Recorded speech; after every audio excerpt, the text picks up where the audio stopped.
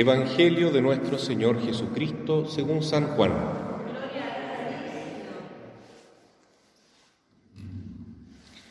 Apareció un hombre enviado por Dios que se llamaba Juan.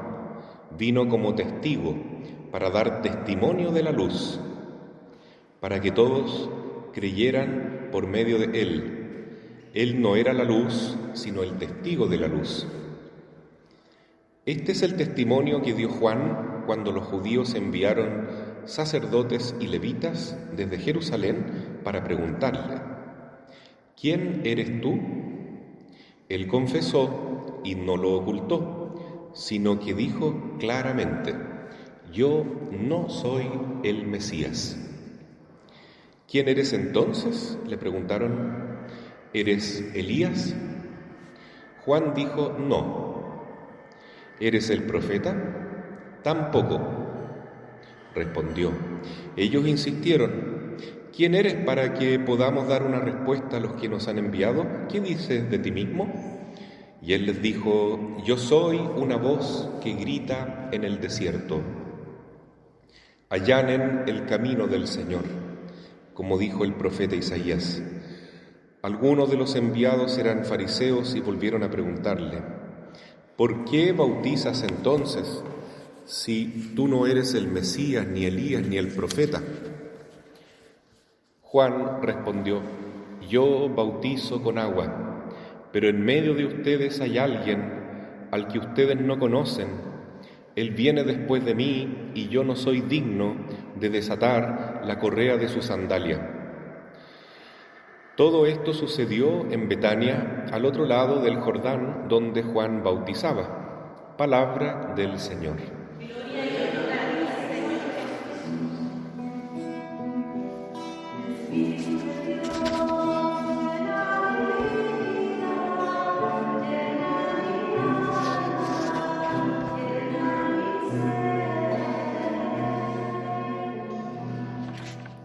Tomen asiento.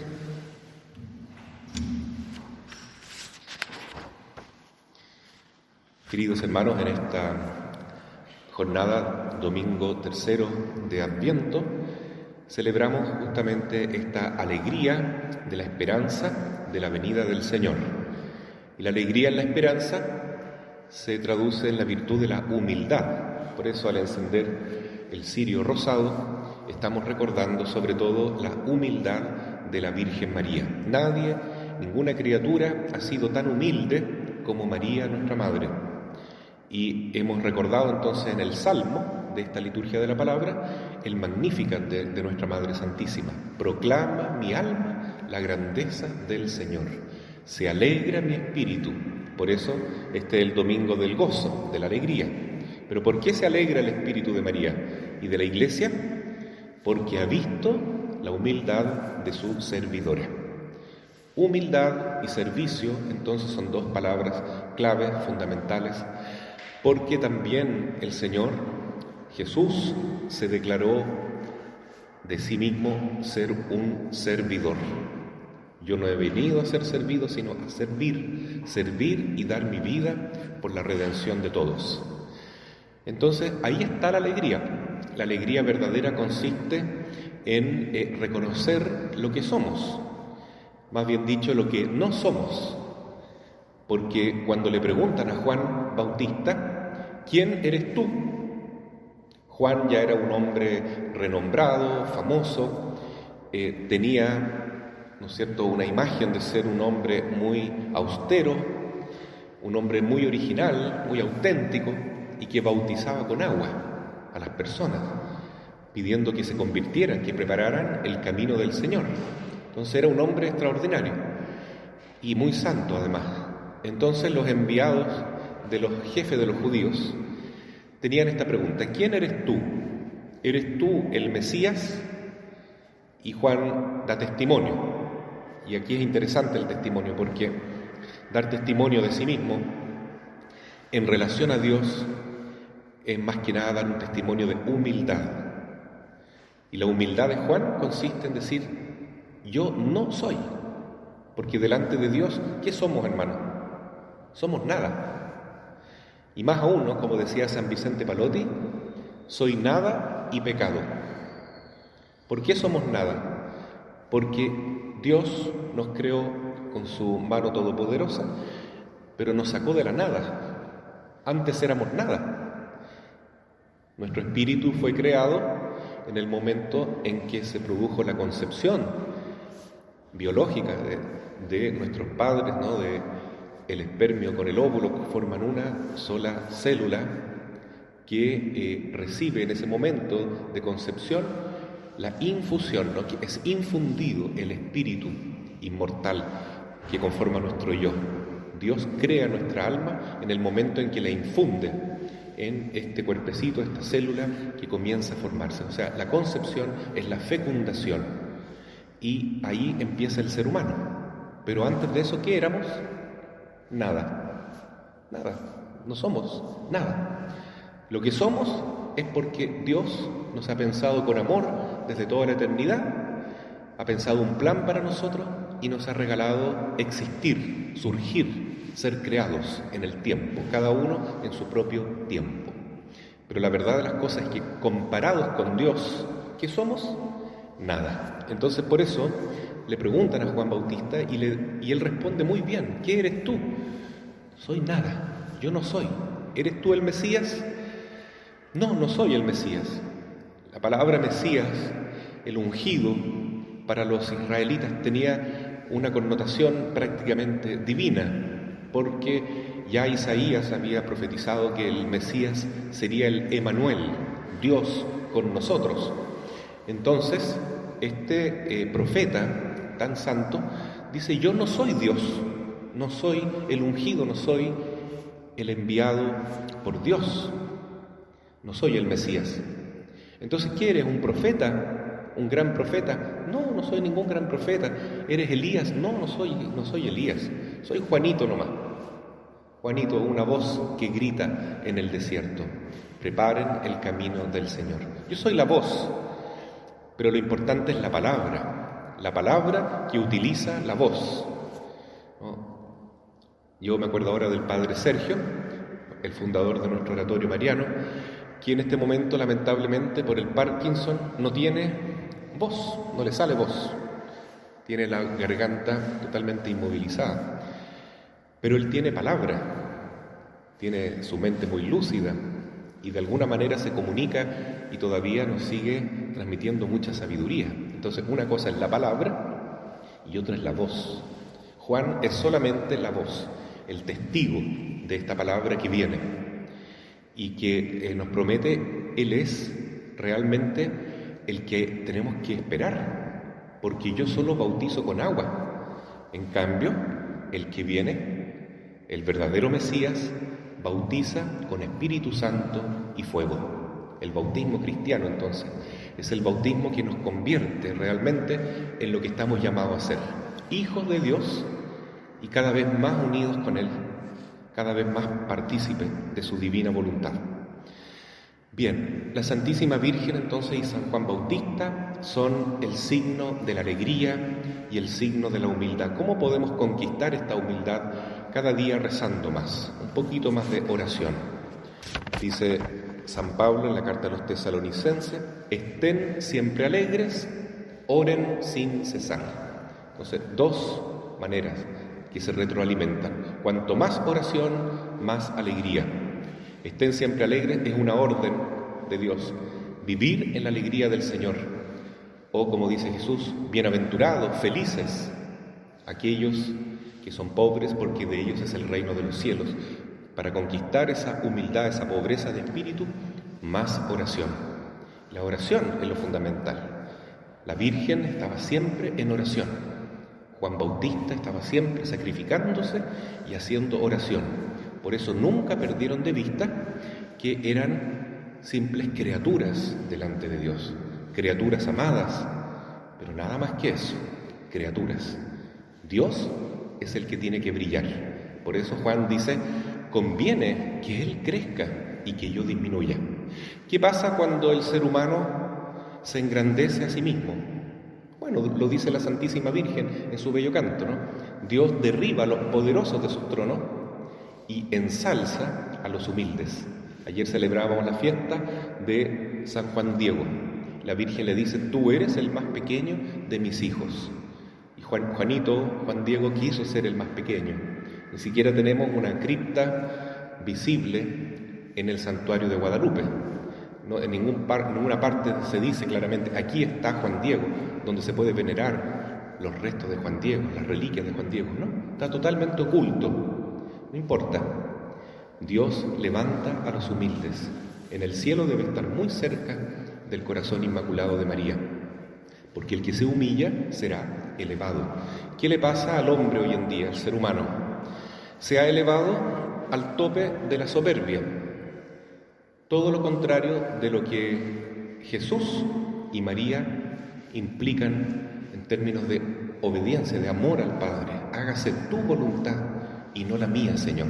He aquí la esclava del Señor, que se haga en mí como has dicho, dice la Virgen también. En cambio, el hombre, hoy, el ser humano, nosotros, la sociedad en que vivimos, queremos hacer nuestra voluntad, no la voluntad de Dios. Y por eso encontramos leyes tan injustas que reflejan la manera como la sociedad vive, costumbres que están totalmente alejadas, apartadas de la voluntad de Dios. Y entonces, en vez de ser humildes, ser alegres, nos encontramos cada vez más tristes, cada vez más angustiados, porque quien se aparta de Dios solo encuentra infelicidad, desgracia. Y eso se encuentra en un grado máximo en el enemigo de Dios, que es Satanás. Es la criatura tal vez más dotada desde el punto de vista intelectual, espiritual, pero es la más infeliz, porque se apartó completamente de Dios. Porque en vez de decir yo soy nada, yo sirvo a Dios, él dijo: yo seré Dios para mí mismo, aunque sea un Dios con minúscula, pero yo no serviré a Dios y menos serviré a los hombres. Voy a esclavizar a los hombres y los tendré esclavos adorándome a mí. Ese fue el plan de Satanás, y le fue bien con Adán y Eva, porque ellos cayeron en la trampa del diablo, comieron el fruto prohibido. ¿Y cuál es el fruto prohibido? Endiosarse a sí mismos. Ustedes serán como dioses si desobedecen a su Creador. Y Eva comió el fruto, y Adán también. Y hoy en día, el siglo XXI, lo estamos comiendo más que nunca, ese fruto prohibido de soberbia, de autoendiosamiento. Lo contrario de la verdadera alegría, de estar unidos a Dios. Es querer ser Dios, pero sin Dios. Eso es imposible, ¿no? Es una mentira. Y es la desgracia del hombre, es la ruina del hombre. ¿Ya? Y lo que está sucediendo ahora con la pandemia del virus es un pequeño efecto de esta manera en que estamos viviendo nosotros. Podría ser mucho peor todavía, porque el hombre que se aparta de Dios acaba por destruirse a sí mismo, como dijo muy bien San Juan Pablo II. Y bueno, y el demonio entonces hoy en día está tentando al ser humano con ideologías que son las mismas tentaciones de siempre, del paraíso y las tentaciones a Cristo en el desierto, que las vamos a ir recorriendo para darnos cuenta que es la anti-alegría, el anti-evangelio que hablaba San Juan Pablo II, ¿no? La primera tentación es convertir la piedra en pan, con el poder divino. Y en eso se refleja, ¿no es cierto?, esta tentación del dinero, de buscar tener más riqueza para poder gozar de todas las cosas que el mundo ofrece. Y muchas personas entonces hoy en día, y ya de hace mucho tiempo, idolatra el dinero, ¿no?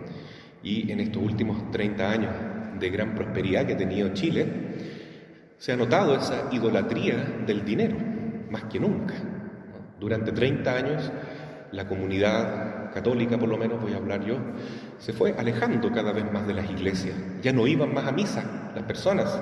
¿A dónde iban los domingos? Al mall comercial, a las calles donde venden cosas materiales, y la gente muchas veces con la tarjeta de crédito que se le ofrecía o se le imponía muchas veces, se endeuda hasta más no poder.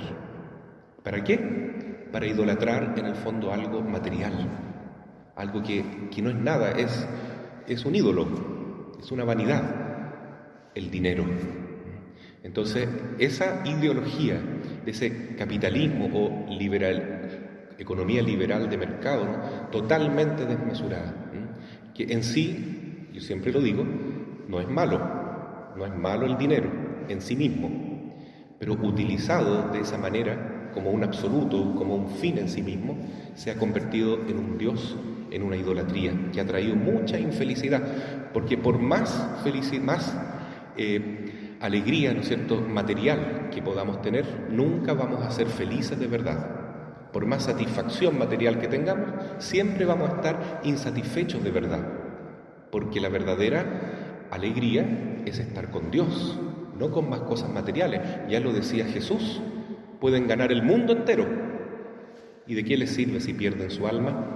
Porque el que tiene a Dios en su espíritu ya tiene todo lo que necesita, y lo demás, incluso lo material, viene por añadidura.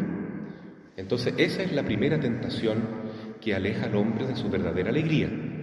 La segunda tentación es el poder, ¿no es cierto? Cuando el demonio le dice a Jesús: póstrate ante mí y te daré todos los reinos de la tierra, el poder político, el poder dominar a otras personas, a otros pueblos o el mismo pueblo de uno, y decir: yo soy el que mando.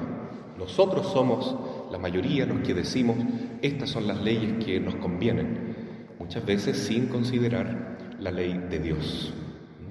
Y hemos visto acá que esta idolatría del poder, idolatrar el Estado, por ejemplo, un Estado que en el lenguaje de algunos políticos es el soberano, el poder soberano está en el pueblo, la mayoría decide. ¿A qué nos ha llevado? A leyes tan injustas y tan terribles como el aborto, matar seres inocentes, justificar su muerte, y cada vez se quiere un aborto más cruel. Por ejemplo, ahora en Argentina se está tramitando una ley sin causales. Basta que los padres, no voy a decir solo la mujer, porque el hombre también tiene que ver en esto, quieran, y por libre y soberana voluntad se asesina al niño que está en el vientre, en forma libre y descarada. Es a eso lo que estamos llegando, ¿no? Una sociedad totalmente satanizada, ¿no? Alejada de la verdadera ley de Dios, ¿ya? O también estas otras leyes que se están buscando cumplir en Europa, sobre todo la eutanasia, o esta ley que es para mí la peor de todas, que se está tramitando en el futuro, es la autonomía progresiva de los niños, que los niños puedan decidir en su vida lo que ellos quieren hacer, tanto en el terreno sexual como de su género. Ahí está la ideología de género, y entonces ellos pueden decir: nosotros hacemos lo que queremos. Ni siquiera los padres tendrán autoridad para educar a sus hijos. ¿En qué estamos? Entonces es realmente una sociedad que se aleja completamente de Dios. Y bueno, y hay otra tentación peor que las otras aún, que es entregarle realmente la vida al mismo demonio, ¿no? Que son los que practican la magia, la brujería. Esa tentación también la sufrió Jesús cuando lo puso en la punta del templo y le dijo: lánzate y los ángeles te recogerán. Y hay mucha gente hoy que está buscando la ayuda de ángeles, buscan a los ángeles y se confunden pensando que eso es algo divino, y no, es algo diabólico, porque esos ángeles que están invocando a través de la nueva era, del yoga, del reiki, de las flores de Bach, de sea lo que sea, porque son millones de ofertas que hay en el mundo para ayudar a solucionar los problemas materiales, mentales, de salud, problemas incluso espirituales. Poner la confianza en ángeles, queridos hermanos, es confiar en la magia, en la brujería. Y Jesús dijo: no tentarás al Señor tu Dios, no desafíes a Dios, no te creas tú un pequeño Dios. Aléjate de mí, Satanás, no me hagas tropezar. Si Jesús, que es Dios, tuvo esa humildad de decir: no tientes a Dios, ¿cuánto más nosotros deberíamos ser humildes, ¿no es cierto? Y decir hoy con María: mi alma se llena de gozo en Dios, no en mis capacidades, no en mis planes humanos, no en mi poder o en mis riquezas, porque eso es nada, es paja que se lleva el viento, no vale nada. Lo único que vale es tener el gozo del Espíritu Santo, vivir en Cristo Jesús y dar testimonio de Él, que Él crezca y nosotros disminuyamos, como dice Juan Bautista. Y así vamos a encontrar esta linda y maravillosa unión con Dios, que es todo lo que queremos en este tiempo de Adviento, prepararnos para la unión con Dios a medida que se encienden las velas de la corona de Adviento. Pensamos eso, ¿no? Que ya se acerca el momento en que Cristo se unirá a nosotros y seremos uno con Jesús a través de su nacimiento, que representa para nosotros la nueva vida, el renacer de cada uno de nosotros, una forma original de vivir, que ya no es con nuestra voluntad, sino en la voluntad de Dios. Así sea. Amén.